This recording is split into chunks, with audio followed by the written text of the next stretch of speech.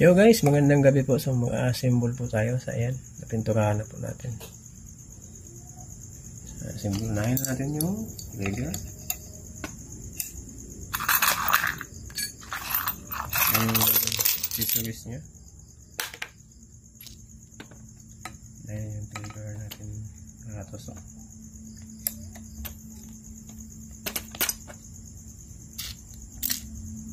Madali lang ito i-assemble.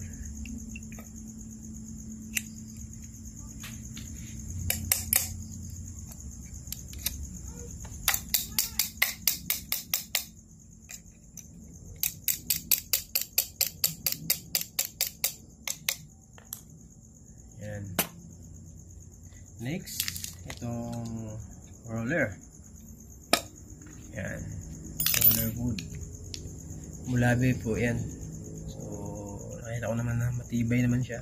So, ibili tayo ng ano pag may mabili tayo na nylon plastic. Gawin natin roller. O PVC. So, ito kasi wala tayo. So, ito na muna. Pero tingin ko matibay naman din para mas unique yung ano natin. So ilagay natin yan. So, nalagay na po natin. So angat natin konti.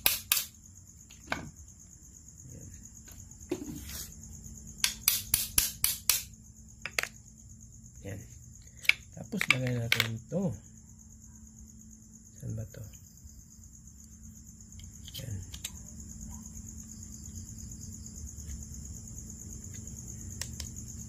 So bago natin ilagay ito ay unahin natin yung ito. Yan. Diba? Hindi ka na kailangan magpasok-pasok.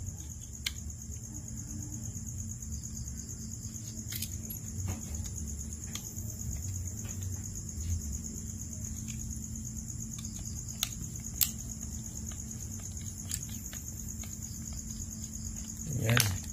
Tapos na. At ito naman sa kabila. Liktad. Yan. Ito okay na to.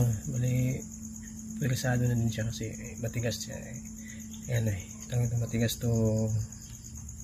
Bali naka-stopper siya sa loob. Yan. Pwede na yun. Bali silbi ano lang to. Dagdag pwersa at hindi lumihis.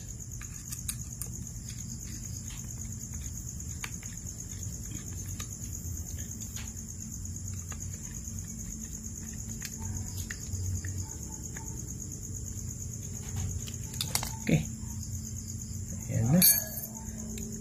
Trigger guard na lang yung kulang. Napakadali lang i-assemble mga tusok. Tapos agad.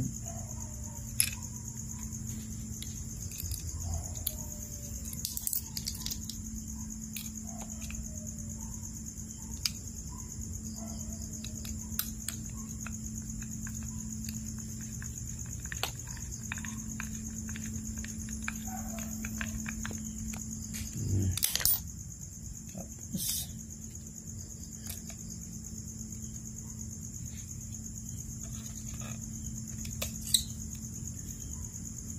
lagay itong bala.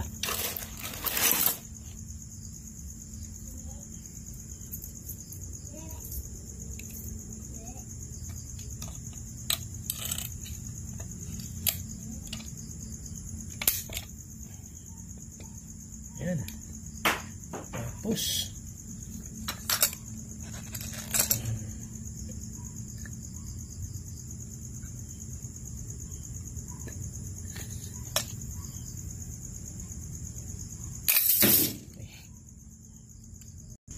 yan mga katusok, tapos na natin i-assemble.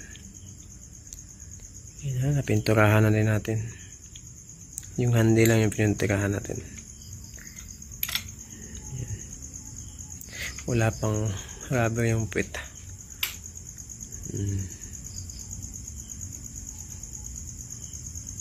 Yan, no? Symbol.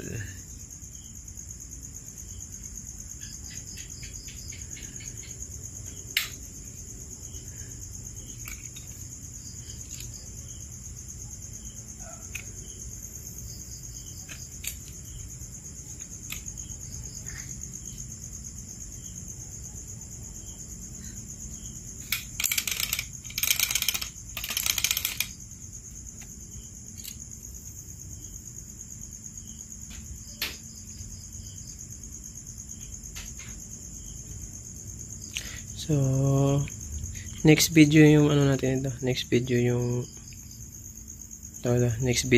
ano natin ito. Yung test natin ito. Test fire ulit.